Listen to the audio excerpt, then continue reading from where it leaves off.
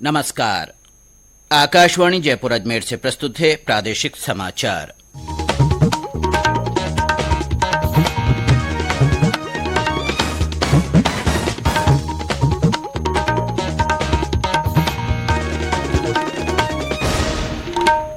मुख्य समाचार। प्रधानमंत्री नरेंद्र मोदी ने ऑस्ट्रेलिया में भारतीय समुदाय को संबोधित किया।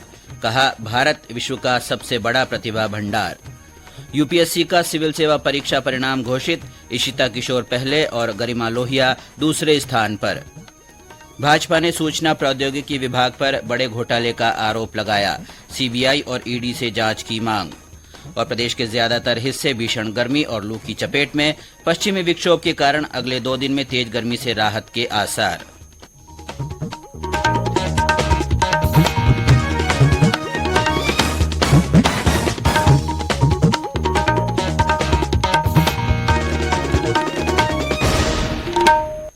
समाचारों के साथ मैं अब्दुल हनीफ और अब समाचार विस्तार से। प्रधानमंत्री नरेंद्र मोदी ने कहा है कि भारत और ऑस्ट्रेलिया का संबंध आपसी विश्वास और सम्मान पर टिका है और इसके पीछे असली वजह भारतीय समुदाय है। श्री मोदी ने ऑस्ट्रेलिया के सिडनी में कुडॉस बैंक एरिना में सामुदायिक कार्यक्रम को संबोधित किया। उन्होंने कहा कि भौगोलिक दूरी और अलग अलग जीवन शैलियों के बावजूद योग और क्रिकेट ने दोनों देशों के लोगों को जोड़े रखा है। उन्होंने कहा कि टेनिस और फिल्में भी दोनों देशों के बीच अब सेतु का काम कर रही है। श्री मोदी ने कहा कि भारत में विश्व का सबसे बड़ा प्रतिभा भंडार है और अंतर्राष्ट्रीय मुद्रा कोष भारत को वैश्विक अर्थव्यवस्था में महत्वपूर्ण दर्जा देता है। इस अवसर पर प्रधानमंत्री ने घोषणा की कि ब्रिस्बेन में भारत नया वाणिज्य दूतावास खोलेगा। ऑस्ट्रेलिया के प्रधानमंत्री एंथनी अल्बनीज ने कहा कि इस वर्ष उन्होंने जब भारत की यात्रा की तो ऑस्ट्रेलिया और भारत के लोगों के बीच एक गहरा जुड़ाव महसूस किया। दोनों नेताओं ने सिडनी उपनगर का नाम बदलकर लिटिल इंडिया रखने की घोषणा की। केंद्रीय आवासन और शहरी मामलात मंत्री हरदीप सिंह पुरी ने 100 स्मार्ट शहरों को नए शहरी भारत का वास्तविक निर्माता बताया है। उन्होंने कहा कि देश की शहरी व्यवस्था का भविष्य इन स्मार्ट शहरों में हो रहे नवाचारों से आकार लेगा। उन्होंने स्मार्ट सिटी मिशन की प्रगति पर संसदीय सलाहकार समिति की बैठक में यह बात कही। उन्होंने कहा कि स्मार्ट शहरों का निर्माण एक यात्रा है, केवल गंतव्य नहीं है। स्मार्ट सिटी मिशन 2015 में शुरू किया गया था। प्रधानमंत्री नरेंद्र मोदी 31 मई को अजमेर आएंगे। श्री मोदी एनडीए सरकार के 9 साल पूरे होने के उपलक्ष्य में जनसभा को संबोधित करेंगे। भारतीय जनता पार्टी के प्रदेश अध्यक्ष सीपी जोशी ने आकाशवाणी को बताया कि प्रधानमंत्री के दौरे को लेकर 10 सदस्यों की एक समिति गठित की गई है। प्रधानमंत्री के कार्यक्रम को लेकर कायड़ विश्राम स्थली प्रस्तावित की गई है। यहां वे जनसभा को संबोधित करेंगे। भाजपा के प्रदेश अध्यक्ष सीपी जोशी और नेता प्रतिपक्ष राजेंद्र राठौड़ ने आज कार्यक्रम स्थल का जायजा लिया। इस मौके पर मीडिया से बातचीत करते हुए श्री जोशी ने कहा कि केंद्र की एनडीए सरकार के 9 साल जन कल्याण और विकास को समर्पित रहे हैं। केंद्र सरकार के 9 साल पूरे होने के उपलक्ष्य में प्रदेश भाजपा की ओर से 1 महीने तक विभिन्न कार्यक्रम आयोजित होंगे। प्रधानमंत्री दौरे को लेकर भीलवाड़ा भाजपा जिला कार्य समिति की बैठक आयोजित की गई। संघ लोक सेवा आयोग यूपीएससी ने सिविल सेवा परीक्षा 2022 के परिणाम घोषित कर दिए हैं। इस परीक्षा में इशिता किशोर देश भर में पहले स्थान पर रहीं, जबकि गरिमा लोहिया को दूसरा स्थान प्राप्त हुआ। उमा हराती एन तीसरे स्थान पर हैं। इस परीक्षा में 933 प्रत्याशी उत्तीर्ण हुए हैं। इनमें से सामान्य वर्ग के 345, आर्थिक रूप से पिछड़े वर्ग के 99, अन्य पिछड़ा वर्गों के 263, अनुसूचित जाति के 154 और अनुसूचित जनजाति के 72 परीक्षार्थी शामिल हैं। कफ सिरप निर्माताओं को कफ सिरप निर्यात की अनुमति लेने से पहले अधिकृत सरकारी प्रयोगशालाओं से अपने उत्पादों की जांच करवानी होगी। ये आदेश इस साल 1 जून से लागू होगा।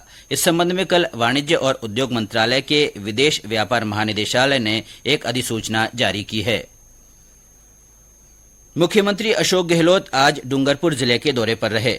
श्री गहलोत शांतिनाथ दिगंबर जैन मंदिर के पंच कल्याणक प्रतिष्ठा महोत्सव में शामिल हुए। इसके बाद मुख्यमंत्री पीठ के सालारेश्वर महादेव मंदिर परिसर में आयोजित महंगाई राहत शिविर में पहुंचे। मुख्यमंत्री ने जनसभा को संबोधित करते हुए कहा कि राज्य सरकार आमजन को राहत पहुंचाने के लिए प्रतिबद्ध है। श्री गहलोत ने शिविर में आए लोगों से सरकारी योजनाओं का ज्यादा से ज्यादा लाभ उठाने को कहा। महंगाई राहत शिविर में लाभार्थी महिलाओं को गारंटी कार्ड भी वितरित किए गए। ये समाचार आकाशवाणी जयपुर अजमेर से प्रसारित किए जा रहे हैं। समाचारों में आपका एक बार फिर से स्वागत है। भारतीय जनता पार्टी ने राज्य के सूचना प्रौद्योगिकी विभाग में 20 से 25 हजार करोड़ रुपए के घोटाले का आरोप लगाया है। आज प्रदेश भाजपा कार्यालय में इस पूरे मामले को लेकर पार्टी प्रदेश अध्यक्ष सीपी जोशी, प्रतिपक्ष के नेता राजेंद्र राठौड़ तथा राज्यसभा सांसद किरोड़ीलाल मीणा ने संयुक्त प्रेस वार्ता कर मामले की जांच सीबीआई और ईडी से कराने की मांग की। श्री मीणा ने विभिन्न टेंडरों का जिक्र करते हुए कहा कि इनमें बड़ी अनियमितता हुई है। उन्होंने कहा कि हाल ही में 2 करोड़ 31 लाख और सोने की बरामदगी महज एक बानगी है। पिछले 4 साल में हुए सभी टेंडरों की जांच सीबीआई और ईडी से कराई जाए तो 20,000 करोड़ से ज्यादा का घोटाला निकलेगा। मुख्यमंत्री जी के नाक के नीचे आईटी विभाग में करीबन 20-25 हजार करोड़ का घोटाला निकलेगा। 3,500 करोड़ के तो मैंने आपको आज प्रमाण दे दिए। तो मैं माननीय मुख्यमंत्री जी से मांग करूंगा केवल आप आईटी में ही ईडी बुला लो। ईडी नहीं बुलाना चाहते तो सीबीआई को दे दो। 15-20 हजार करोड़ रुपए का घोटाला निकलेगा और अधिकारियों के अलावा अगर ये आज मुख्यमंत्री जी तक नहीं चला जाए, जो पैसा राजस्थान से जा रहा है देश की कांग्रेस को पोषित करने के लिए वो नहीं निकला है, तो मैं राजनीति छोड़ दूं। संवाददाता सम्मेलन में प्रतिपक्ष के नेता राजेंद्र राठौड़ ने राज्य में संस्थागत भ्रष्टाचार का आरोप लगाते हुए कहा कि सूचना प्रौद्योगिकी विभाग और बिजली खरीद तथा कोयला खरीद में भी बड़ा घोटाला हुआ है। श्री राठौड़ ने कहा कि भ्रष्टाचार के मामले में 7 जून को सचिवालय का घेराव किया जाएगा। पोषाहार में संस्थागत भ्रष्टाचार है, जल जीवन मिशन में संस्थागत भ्रष्टाचार है, किसानों को कनेक्शन देने में टंकी प्रोजेक्ट में संस्थागत भ्रष्टाचार है और ये सारे प्रमाणिक दस्तावेज इस सरकार के माथे पर एक कलंक लगा रहे हैं जो जीरो टॉलरेंस की बात करते थे। तो ये जो सरकार है ये आखंड भ्रष्टाचार में डूबी सरकार है। जहाँ संस्थागत भ्रष्टाचार होता है वो हजारों करोड़ों में होता है। ये सारी बातें प्रमाणिक दस्तावेज है। हर सप्ताह हम सरकार को बेनकाब करने के लिए एक एक बिंदु करेंगे, उठाएंगे। राजस्थान लघु उद्योग निगम राजसिको में भी अब ओल्ड पेंशन स्कीम लागू होगी। निगम के अध्यक्ष राजीव अरोड़ा ने बताया कि इस संबंध में आज राजसिको की बैठक में यह निर्णय लिया गया। उन्होंने कहा कि राजस्थान हैंडलूम कॉरपोरेशन का विलय राजस्थान लघु उद्योग निगम में करने का प्रस्ताव भी सरकार को भेजा जाएगा। बैठक में राजसिको में संविदा कर्मियों की नियुक्तियां बढ़ाने, बजट घोषणाओं की क्रियान्विति, निगम की गतिविधियां बढ़ाने सहित कई मुद्दों पर चर्चा की गई। प्रदेश के ज्यादातर भाग आज भी भीषण गर्मी और लू की चपेट में रहे। हालांकि दोपहर बाद पूर्वी जिलों में आंधी के साथ कुछ स्थानों पर हुई हल्की वर्षा से मामूली राहत मिली है। पश्चिमी विक्षोभ के सक्रिय होने से आज जयपुर, अजमेर, जोधपुर, बीकानेर और भरतपुर संभाग में कहीं कहीं तेज हवाओं के साथ हल्की वर्षा हुई। हमारे भरतपुर संवाददाता ने बताया कि जिले में दोपहर बाद हुई बारिश से तापमान में गिरावट होने से लोगों को तेज गर्मी से राहत मिली है। कई दिनों से गर्मी और उमस से परेशान लोगों को आज उस समय राहत मिली जब आसमान से बूंदें टपकी। बरसात के साथ साथ ठंडी हवा चलने से आमजन के साथ साथ पशु पक्षियों ने भी सुकून महसूस किया। तेज गड़गड़ाहट के साथ शुरू हुई बरसात से मौसम खुशनुमा हो गया। लोगों ने बरसात की बूंदों के बीच पार्कों में पहुंचकर मौसम का आनंद उठाया। मौसम विभाग का अनुमान है कि आने वाले 1-2 दिन और बरसात होने की संभावना है। शिव कुमार वशिष्ठ, आकाशवाणी समाचार, भरतपुर।